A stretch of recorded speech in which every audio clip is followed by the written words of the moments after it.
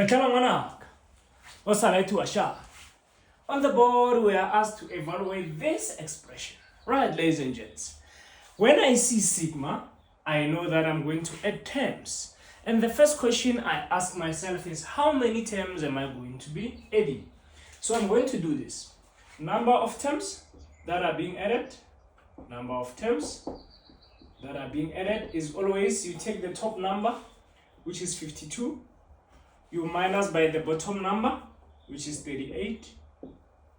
You always add 1 at the end. So the formula is top minus bottom plus 1. So top number minus bottom number plus 1. You use this formula if you want to know how many terms you are adding in a sigma notation. So and the answer to this, it's 14 plus 1. So the answer is 15. So which means in this sigma, we are adding 15 terms. And I'm going to count them with you to verify that it's 15. And let's take it easy, ladies and gents. Remember, we need to take time when we do mathematics to make it make sense. So we're adding starting from term 38. So 38, 39, 40, 41, 42, 43, 44, 45, 46, 47, 48, 49, 50, 51, 52. And there are indeed 15 terms from 38 to 52. Okay? I'm going to just show the substitution of the first 3 and the last 6 terms. So the first 3, the first one I take 38, I put there. I'm going to have cos squared 38 plus the second term after 38 is 39. It's going to be cos squared 39. The third term is going to be 40. Cos squared 40. Ne? Plus dot, and then I'm going to say the last 3 terms is 50, 51, 52.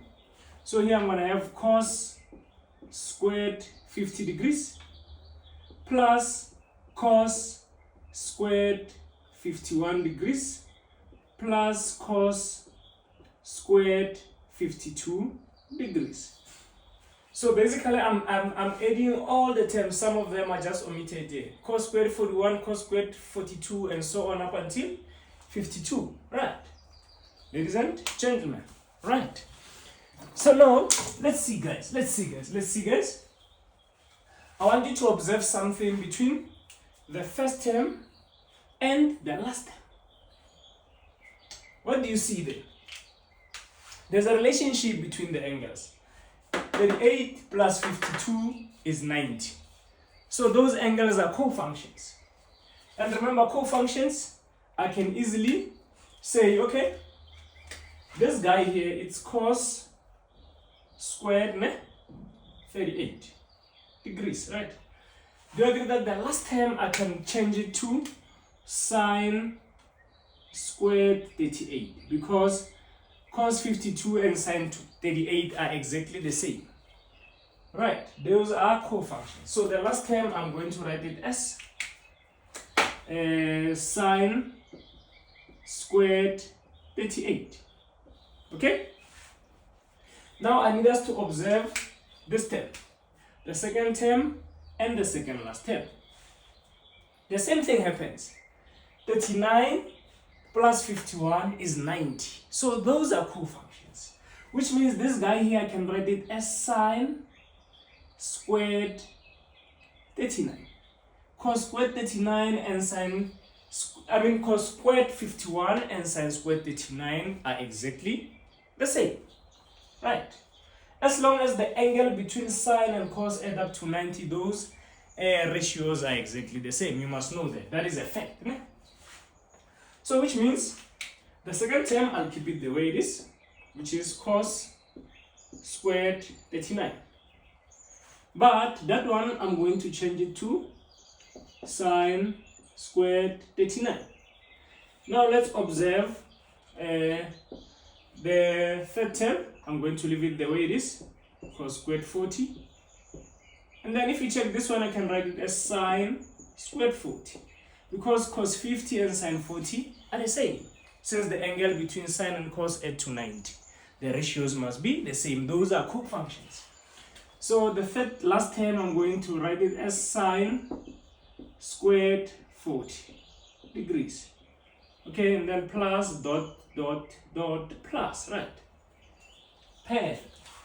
So ladies and gents, remember, we have 15 terms in total, which means we can easily get the middle term. Ne? The middle term, I'm going to write it somewhere here. And that will be, it's exactly halfway between these two terms. So we can easily get it. It's going to be 52 plus 38 over 2 gives us the middle term. Ne? And then the middle term is 45 degrees because the top is 90 over 2, which is 45. Which means somewhere in the middle here, we're going to have cos squared 45. And this is the middle term. Alright. So now guys, I want you to observe something. Here we have cos squared 38 and sin squared 38. That gives you 1. Remember, this is a Pythagorean identity. Cos squared 38 and sin squared 38 gives you 1. So too, cos squared 39 and sin squared 39 will give you 1. That's a Pythagorean identity. So too, cos squared 40 and sin squared 40 give you 1. And this pattern will repeat 7 times because we have the middle term out of 15, so we're left with 14 terms, which gives us 7 pairs of 2. Ne? They give us 7 pairs. This is pair 1, pair 2, pair 3. There are 4 more pairs in between, right? We have 7 pairs in total. So we're going to have this being equals to 7 pairs of 1, because you can see that the first pair gives you 1, the second pair gives you 1, the third pair gives you 1, the fourth pair will also give you 1, the fifth pair will give you 1, the sixth pair will give you 1, the seventh pair will give you 1. And the middle term is cos squared 45. So we need to add that here. Cos squared 45 degrees. And then we have 7 plus root 2 over 2, which is cos 45. Then we square that, which is 7 plus half, which is 7,5. Or someone can write it as 15 over 2. And that is what the expression simplifies to, 15 over 2. Ladies and gentlemen, if you found this video interesting, go to my YouTube channel, Bahula Clinton, to get more content like this. Thank you very much for supporting the Say Gurus, Force and Army. Let's keep on winning, ladies and gentlemen, to success in mathematics. Tango!